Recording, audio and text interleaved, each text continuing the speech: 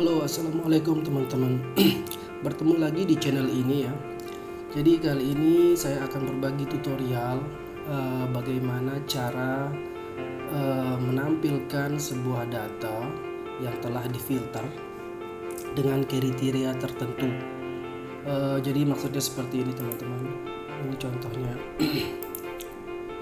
Jadi di sini, oke. Jadi di sini saya memiliki sebuah database atau master data yang isinya dari nama, kemudian tempat lahir, tanggal lahir, nik, agama sampai dengan yang terakhir di sini kelas. Karena kebetulan data ini adalah data peserta didik ya. Oke. Nah, yang nantinya data ini akan kita tampilkan di sini. Nah, di sini. Berdasarkan kriteria tertentu. Jadi yang dimaksud dengan kriteria tertentu di sini adalah misalnya seperti kelasnya misalnya. Yang dimaksud dengan kriteria tertentu di sini adalah kelasnya. Misalnya sekarang saya akan menampilkan kelas 1A misalnya. Kemudian saya oke. Nah, jadi yang tampil di sini adalah kelas 1A. Nah, seperti ini. Terus misalnya sekarang saya menampilkan kelas 2B misalnya. Jadi nanti yang ditampilkan adalah kelas 2B seperti ini. Jadi data ini diambil melalui database yang ada di sini teman-teman. Difilter berdasarkan kriteria kelas. Jadi seperti itu kira-kira teman-teman.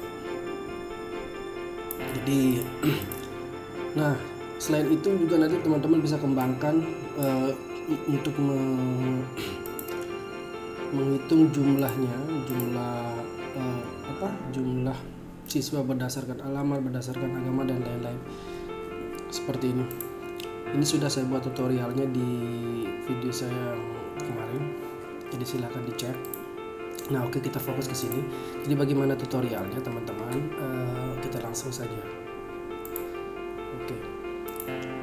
Jadi di sini saya memiliki sebuah database, anggap saja ini database teman-teman. Jadi di sini isinya adalah nama siswa, kemudian jenis kelamin, tempat tanggal lahir, terus kelas. Jadi nanti data ini kita akan tampilkan di sheet yang ini, sheet kedua di sini saya buat.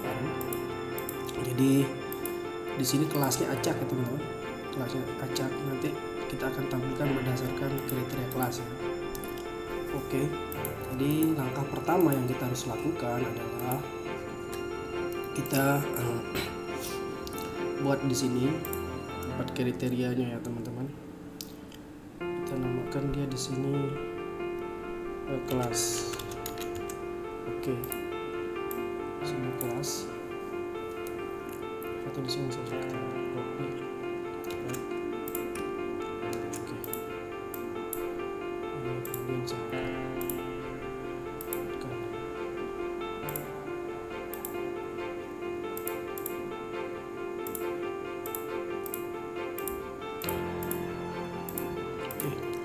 kemudian setelah itu langkah berikutnya teman-teman kopikan ini juga kopnya ya, kop dari tabel yang ini, kop dari tabel database. Kita copy di sini saja. Di sini saja.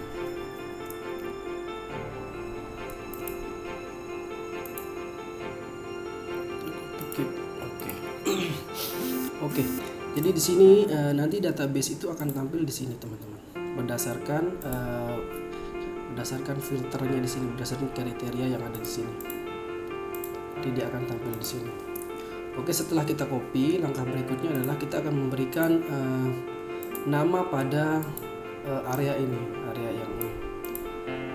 Oke, kita akan memberikan nama pada area yang ini teman-teman. Area ini. Terus kita blok dulu. Nah, kemudian di sini kita berikan nama, misalnya ini adalah data ya, namanya data.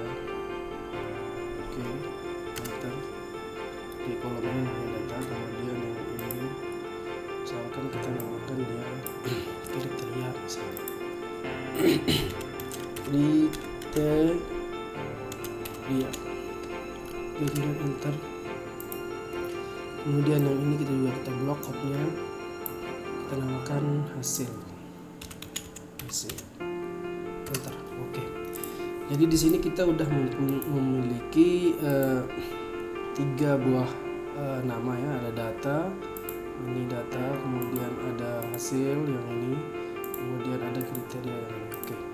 Jadi setelah jadi ini, baru sekarang kita menggunakan coding data ya teman-teman, atau modul di sini. Jadi di sini setelah itu teman-teman buka developer, kemudian ada view code di sini, view code. Teman-teman klik view code. Nah, oke, akan muncul seperti ini, ada general di sini. Setelah itu teman-teman ini bisa di close aja ini. Oke, kemudian insert modul. Sini ada modul ya teman-teman. Teman-teman klik modul, insert, kemudian modul. Oke, akan tampil jendela seperti ini ya, modul 1.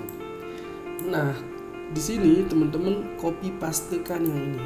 Di sini ini coding datanya ya teman-teman. Teman-teman blok dulu ini. Kemudian copy pastekan ini, copy.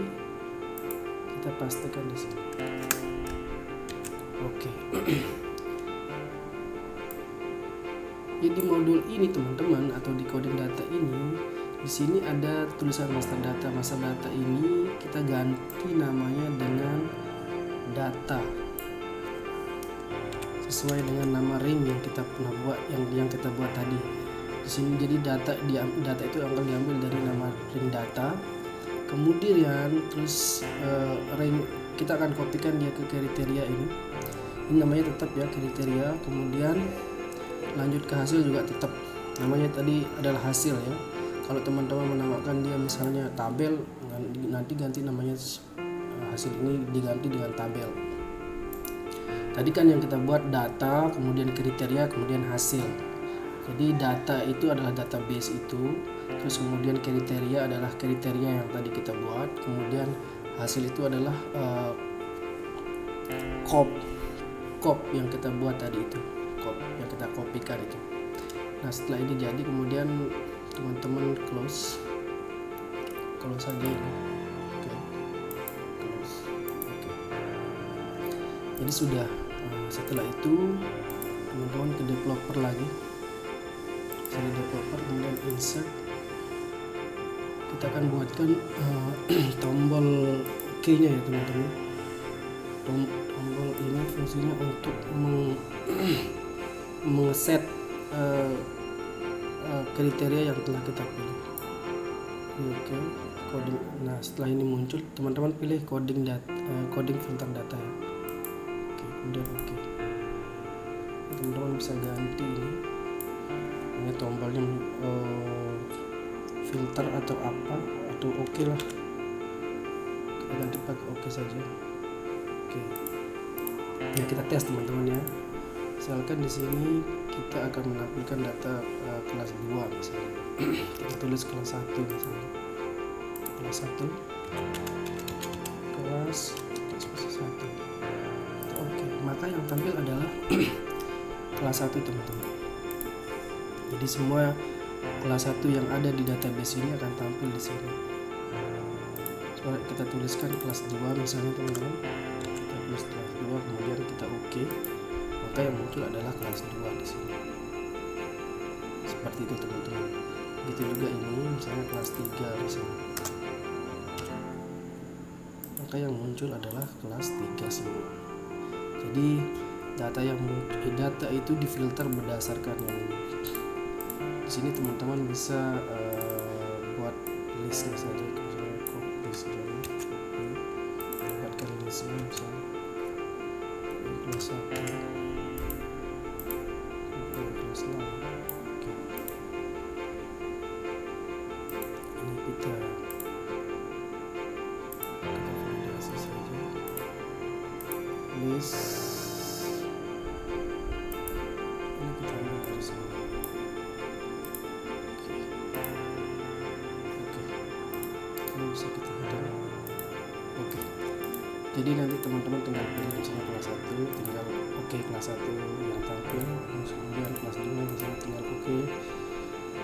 Ini kelas 6, kita pilih kelas 6, kemudian oke. Yang muncul adalah kelas 6, seperti itu teman-teman. Jadi itulah yang saya maksud teman-teman. Dan setelah ini jadi teman-teman tinggal save ya. Save-nya itu agak sedikit berbeda di sini teman-teman ya. Jadi agar supaya dia tetap berfungsi, coding yang telah kita buat, teman-teman meng-save-nya dengan cara seperti ini. Teman-teman pilih save as, kemudian browse. Teman-teman pilih di mana teman-teman akan meng-save file itu. Misalnya saya meng-save-nya di dokumen misalnya.